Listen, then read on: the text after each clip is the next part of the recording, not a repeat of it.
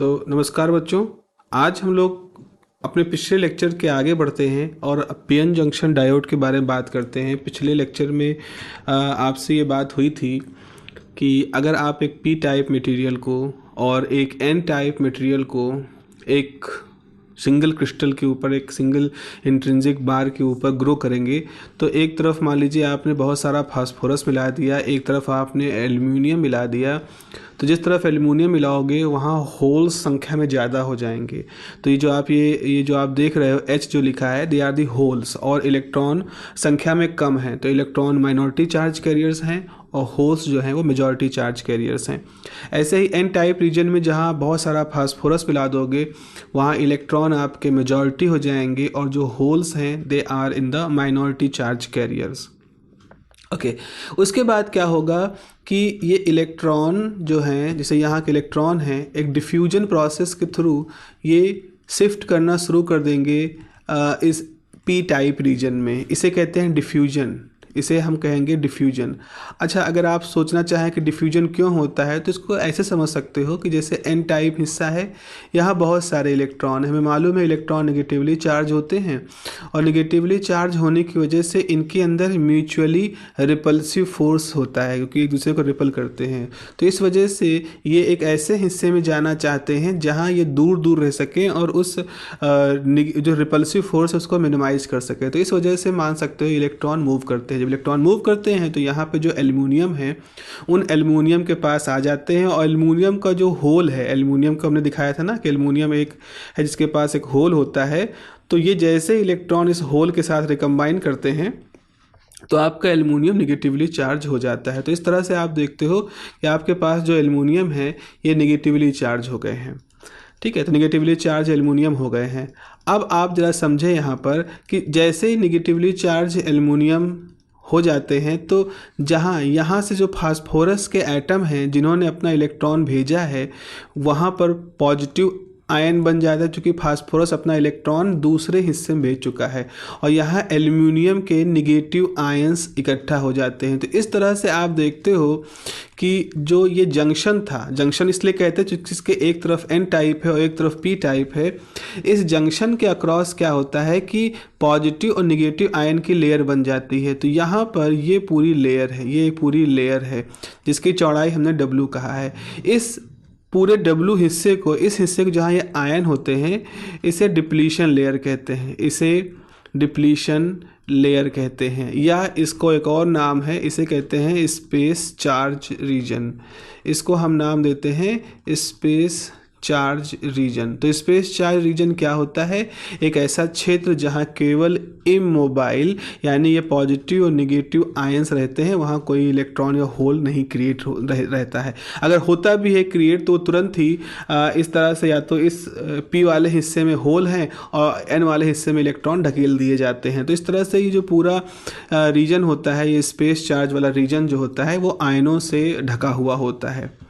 तो अब ज़रा समझे यहाँ पर, अब यहाँ इलेक्ट्रॉन बहुत सारे हैं। अगर इलेक्ट्रॉन यहाँ बहुत सारे हैं तो इनके अंदर एक डिफ्यूजन की वजह से एक फोर्स हम कह सकते हैं क्रिएट होगा। इनके बीच में जो रिपल्सिव इलेक्ट्रिक फील्ड है वो एक तरह का फोर्स जनरेट कर सकता है। आप कहोगे कि डिफ्यूजन फोर्स होता है। ऐसे ही पी टाइप हिस्से में जो होल्स होते हैं जो कि पॉजिटिव होते हैं उनकी वजह से भी यहाँ पर एक डिफ्यूजन फोर्स रहता है।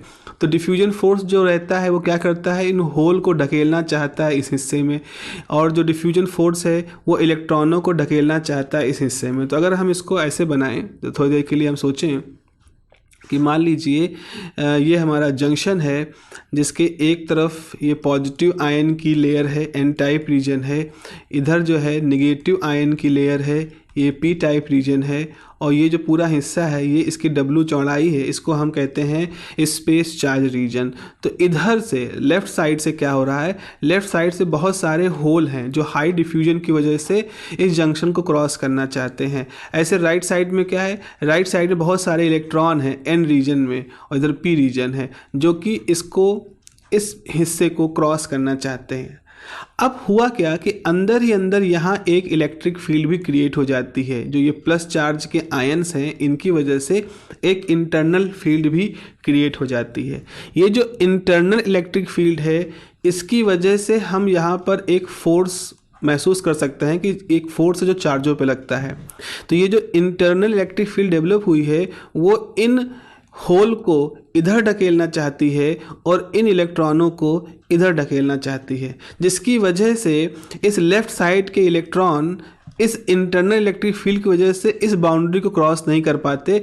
ऐसे ही इंटरनल इलेक्ट्रिक फील्ड की वजह से ये होल भी इस बाउंड्री को क्रॉस नहीं कर पाते।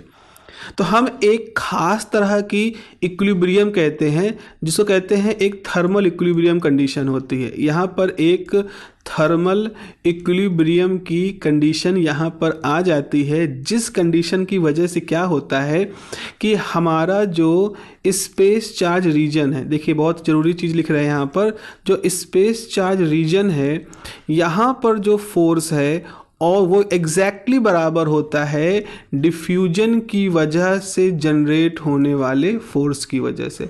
तो डिफ्यूजन फोर्स जो है, जो कि इलेक्ट्रॉनों को इधर ढकेलना चाह रहा है, होल को इधर ढकेलना चाह रहा है, उसको बैलेंस कर दे रहा है। कौन बैलेंस कर दे रहा है? ये इंटरनल इलेक्ट्रिक फील्ड। तो इंटरनल इलेक्ट्रिक फील्ड क्या करता है? इंटरनल इलेक्ट्रिक फील्ड इलेक्ट्रॉनों को इधर ढकेल रहा है और होल को इधर ढकेल रहा है, तो वो बैरियर को क्रॉस नहीं कर सकते। बिल्कुल वैसा है जैसे दो तरफ से भीड़ है, बीच में मान लो पुलिस है, ये आपकी पुलिस है, इधर से भीड़ है, इधर से भीड़ है, ये भीड़ इधर इनसे भिड़ना चाहती, ये लोग इधर भिड़ना चाहते, लेकिन बीच में पुलिस है और पुलिस बल इतना शक्तिशाली है कि ना वो इस वालों को बढ़ने दे रहा है ना बाएं वालों को बढ़ने दे रहा है और किसी तरह से बैलेंस किए है। So this is a very balance condition. ये बहुत ही डेलिकेट, बहुत ही सोफिस्टिकेटेड कंडीशन होती है जहाँ पर स्पेस चार्ज रीजन का फील्ड और वो डिफ्यूजन फोर्स जो है उसको बैलेंस किए हुए होता है। ठीक है, तो अब हम यहाँ पर एक फोर्स के बारे में बात कर सकते हैं। हम कह सकते हैं यहाँ पर कि एक फोर्स होता है जो काम करता है। Just let me right the force. यहाँ पर एक फोर्स भी हम बना सकते हैं, सॉरी फोर्स कह रहा हूँ मैं। अगर हम यहाँ पर इसको ऐसे देखें, देखिए ध्यान से देखिएगा, ये आपका बाउंड्री है, इधर आपके प्लस चार्जेस हैं, ठीक है, ये आपके प्लस चार्जेस हैं, ये हिस्सा है, इधर आपके माइनस आयन है, ये स्पेस चार्ज रीजन है, ये हमारा स्पेस चार्ज रीजन है। तो ये जो पूरा हिस्सा है इसे क्या नाम दिया जाता है? This is called the space charge region, या इसको हम कहते हैं depletion layer. This is called the depletion layer. ठीक है, अब देखें अगर इस चीज़ को दे x बराबर 0, मान लो ये बिल्कुल जंक्शन के बीच की जगह है, तो ये वाली है x, इसको हम 1 कह दें और ये दूरी है x2।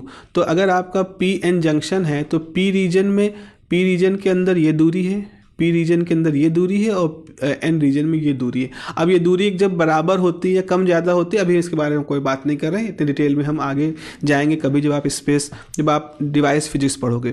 तो अब आपने क्या किया, एक एक्सिस खींची, ये x है और ये जो लाइन है, ये वाली जो लाइन है, ये आपका पोटेंशियल है। तो देखो ये है वैल्यू x बराबर 0, ठीक ये वाली वैल्यू है, और ये आपकी वैल्यू है x1 और ये वाली जो बच्चों वैल्यू है x2 है, ये इस तरह से है। तो यहाँ पोटेंशियल कैसे होगा, ज़रा ध्यान से देखिएगा। पोटेंशियल कैसे बनाएंगे? पोटेंशियल क्या है, यहाँ से पॉजिटिव है तो ये ऐसे बन जाएगा, और उसके बाद यहाँ नेगेटिव है तो ये ऐसे बन जाएगा। तो इस तरह से हम देखते हैं कि जो पीएन जंक्शन है, इस पीएन जंक्शन के अक्रॉस एक तरफ पॉजिटिव पोटेंशियल है, एक तरफ नेगेटिव पोटेंशियल होता है। तो अगर कहा जाए कि पोटेंशियल प्रोफाइल के बारे में बात करिए, जो आपका जो आपके जंक्शन बैरियर बन रहा है, स्पेस चार्ज रीजन बन रहा है, उस स्पेस चार्ज रीजन में अगर आप एक पोटेंशियल प्रोफाइल की बात करेंगे तो आपके पास ये पोटेंशियल प्रोफाइल है, और वो इसलिए है क्योंकि लेफ्ट साइड पॉजिटिव पोटेंशियल का है और राइट साइड जो है वो नेगेटिव पोटेंशियल का है।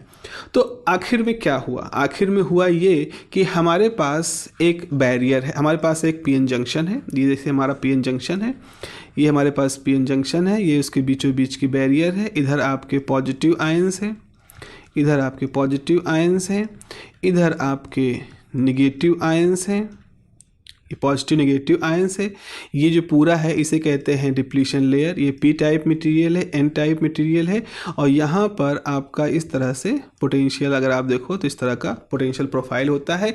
यहाँ पर क्या हो रहा है, अंदर ही अंदर एक इंटरनल इलेक्ट्रिक फील्ड है। वो इंटरनल इलेक्ट्रिक फील्ड इस बाउंड्री पर जो डिफ्यूजन फोर्स जनरेट हो रहा है चार्जों की वजह से, और जो इस बाउंड्री पर डिफ्यूजन फोर्स जनरेट हो रहा है चार्जों की वजह से, उसको बैलेंस किए हुए है। जिसकी वजह से ये पीएन जंक्शन डिवाइस में क्या होता है कि इस बैलेंस की वजह से इधर से चार्ज इधर नहीं जा पा रहे हैं और इधर से चार्ज इधर नहीं जा पा रहे हैं, तो ये चार्जों का मोशन नहीं होता है। तो हम कहते हैं कि हमारे इस डिवाइस के अंदर कोई भी करंट का फ्लो नहीं है, because there is no net charge flow. ये हमारी कंडीशन है, नो करंट है यहाँ पर, ये हमारी नॉर्मल कंडीशन है। अब हम करंट कैसे इसके अंदर जनरेट करें इसके बारे में बात करेंगे। तो इसके बारे में बात करने के लिए हमें किसकी बात करनी पड़ेगी, हमें इस इंटरनल इलेक्ट्रिक फील्ड की बात करनी पड़ेगी, क्योंकि यही इंटरनल इलेक्ट्रिक फील्ड है जिसने कि ये सारे चार्जों के आवाजाही को रोक रखा है, उसको बैलेंस किए हुए है। तो आपको क्या करना होगा, आपको बाहर से इलेक्ट्रिक फील्ड अप्लाई करनी होगी, क्योंकि इलेक्ट्रिक फील्ड को इलेक्ट्रिक फील्ड ही बैलेंस कर सकती है। तो अगर आपके डिवाइस के अंदर खुद एक इलेक्ट्रिक फील्ड जनरेट हो गई है उस डिफ्यूजन के through, space charge region create होने की वजह से, तो अब आप क्या करेंगे, एक ऐसी डिवाइस इसके साथ जोड़ दोगे जो बाहर से इलेक्ट्रिक फील्ड लगा दे, इतनी लगा दे कि वो इस इंटरनल इलेक्ट्रिक फील्ड को बढ़ा भी दे और या उसको काउंटर बैलेंस कर दे। तो ऐसा करने के लिए हम किस डिवाइस का इस्तेमाल करते हैं, ऐसा करने के लिए बच्चों हम एक ऐसी डिवाइस का इस्तेमाल करते हैं जो अपने आप में एक इलेक्ट्रिक फील्ड जनरेट करती है या उसके पास रहती है, जो अप्लाई कर सकती है, दैट इज़ द बैटरी।